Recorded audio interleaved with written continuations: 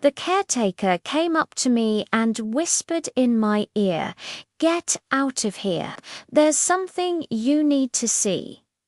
I followed him through the dark corridors of the old building until we reached the basement door. He opened it, revealing a musty, cobweb-filled room with a single flickering light bulb hanging from the ceiling. "What's down there?" I asked, my voice echoing in the vast space. The caretaker didn't answer. Instead, he pushed me towards the staircase leading to the basement. "You need to know," he said, his eyes wide with urgency. "You need to know what happened here." I felt a chill crawl up my spine as I began to descend the creaking stairs. The air grew colder, heavier with each step, and a wave of nausea washed over me.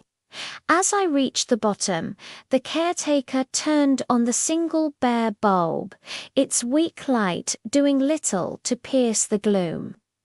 Before me was a sight that made my blood run cold. In the center of the room stood an old wooden chest, its surface intricately carved with scenes of great sorrow and despair. Around the chest were scattered old photographs, yellowed documents, and a single glass vial filled with a cloudy liquid. The caretaker approached the chest, his hand hovering over the carvings as if in prayer. "What is this place?" I whispered, my eyes fixed on the chest. The caretaker's gaze, distant and sorrowful, seemed to carry the weight of the world. He finally looked at me, his eyes filled with pain and regret. "This," he began, his voice heavy with sorrow, "this is the history of our town, and you, Adel, are its final chapter." His words echoed in my mind as I stared at the chest. Who was I? Why was I here? And what did my fate hold for this town? The caretaker reached out, his trembling hand resting on the cool wood. "Do you remember?" he asked softly. "Do you remember who you were?"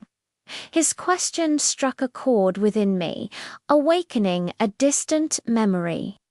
I saw flashes of a life lived, of love and laughter, of family and friends. But then darkness, an abyss of nothingness that swallowed it all. Who was I? I wanted to scream, but no sound escaped my lips. The caretaker's face, etched with lines of sorrow and wisdom, drew closer. "You are Adel," he whispered, "the last of the bloodline, the keeper of the town's fate." With trembling hands, I helped the caretaker open the chest. Inside lay a leather-bound journal, its pages filled with faded ink. As I turned through the brittle pages, the history of the town unfolded before me. Each entry a testament to lives lived, loved, and lost. The journal told of a great curse that had befallen the town, a curse that brought death and despair to all who lived there, and with each generation the curse grew stronger, claiming more and more victims until only I remained. I looked up to see the caretaker watching me, his eyes filled with both sadness and hope. "There is a way to break the curse," he said, his voice hoarse with emotion. "But it requires the ultimate sacrifice." Before I could ask what he meant, he pressed the journal into my hands.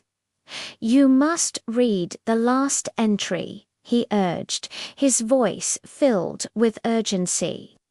"It holds the key to our salvation." As I read the final entry, the words burned into my soul: "To break the curse, I must journey to the heart of the forest and offer the caretaker's pendant to the ancient oak, the spirit of the land. It was a daunting task, but the fate of the town rested on my shoulders. With newfound determination, I rose to my feet. I knew what I had to do. The caretaker, his face pale and drawn, reached out to me. "Be careful, Adel," he whispered, his voice heavy with worry. "The forest is a dangerous place." I nodded, my eyes fixed on the pendant in my hands. Without another word, I stepped out into the darkness, the journal clutched tightly to my chest. The forest loomed before me, its gnarled branches clawing at the sky. As I ventured deeper, the trees grew thicker, their leaves forming a dense canopy overhead. I could feel the weight of countless eyes upon me, watching my every move. Just when I thought I couldn't go on, I saw a clearing ahead.